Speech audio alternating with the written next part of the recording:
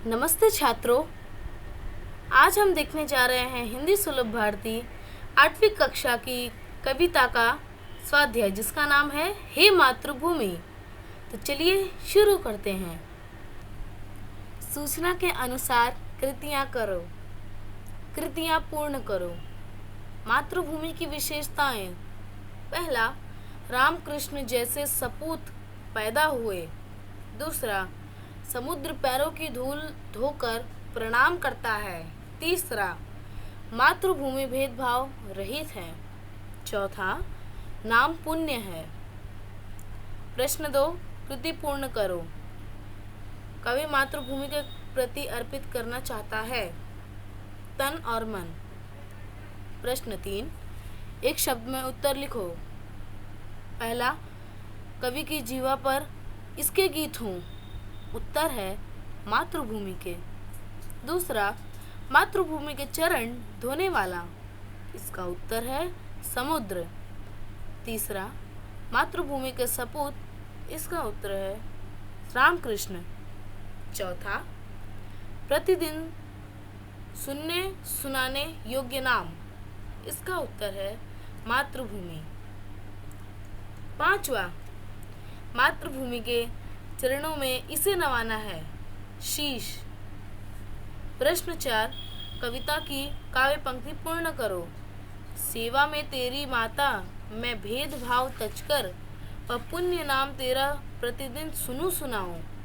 तेरे ही काम आऊं, तेरा ही मंत्र गाऊं, मन और देह तुम पर बलिदान में जाऊं।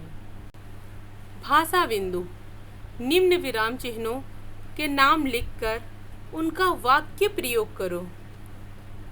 पूर्ण विराम, अर्ध विराम, प्रश्नवाचक, योजक, विस्मयादि बोधक, अवतरण,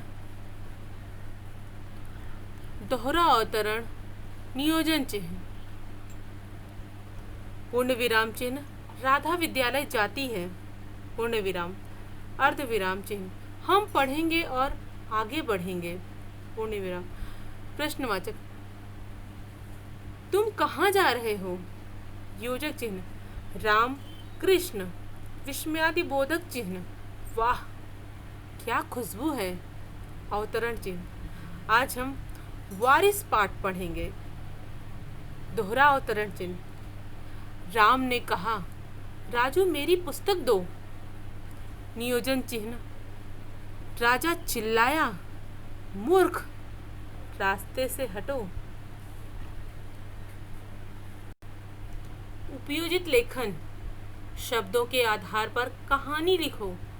ग्रंथालय, स्वप्न, पहेली, कांच। बसंत को पहेलियां बुझाने का बहुत शौक था। उस रात भी उसने दादी की पूछी हुई पहेली का सही जवाब दिया था। फिर रात को सो गया। सोते समय उसे एक सपना आया। स्वप्न में उसने देखा कि वह एक कांच के महल यानी शीश महल में है जहाँ पर एक राजा है और उसने यह शर्त रखी है कि यदि वह एक पहेली का सही उत्तर नहीं देगा तो राजा उसे कैद कर देगा अन्यथा आज़ाद कर देगा तथा बहुत सी सोने की असरफियाँ भी देगा। राजा की शर्त सुनकर बसंत उत्साह से भर गया। उसे लगा वह राजा की पहेली का जवाब चुटकियों में दे देगा।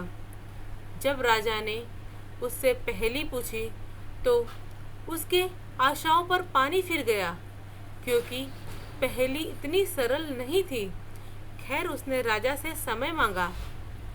राजा ने उसे 3 घंटे का समय प्रदान किया और कहा यदि तुमने पहेली का सही उत्तर नहीं दिया तो हम तुम्हें यहीं कैद रखेंगे।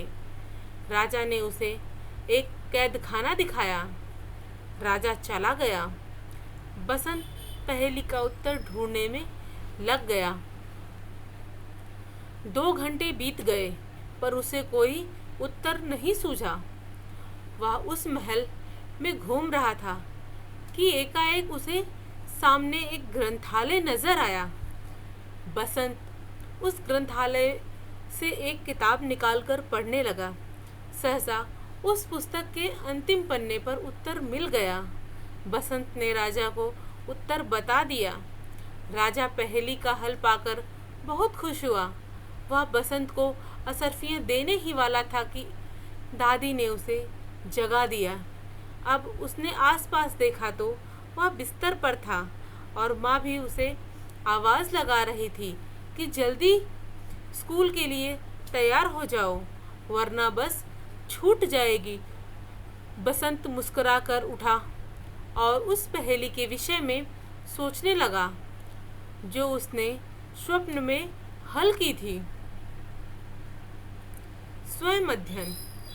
विकास की ओर बढ़ता हुआ भारत देश से संबंधित महत्वपूर्ण कार्यों की सूची बनाओ। भारत देश एक विकासशील राष्ट्र है जो तेजी से विकास के पथ पर आगे बढ़ रहा है। भारत के सर्वांगीण विकास की राह में अनेक समस्याएं आती हैं, परंतु इन समस्याओं को सावधानी से सुलझाया जाता है। भारत के विकास का अंदाज़ा इसी बात से लगाया जा सकता है कि विश्व के कई राष्ट्र हमारे देश में निवेश करने व हमसे व्यापारिक समझौते करने के इच्छुक हैं। देश के विकास से संबंधित कुछ महत्वपूर्ण कार्यों की सूची इस प्रकार है।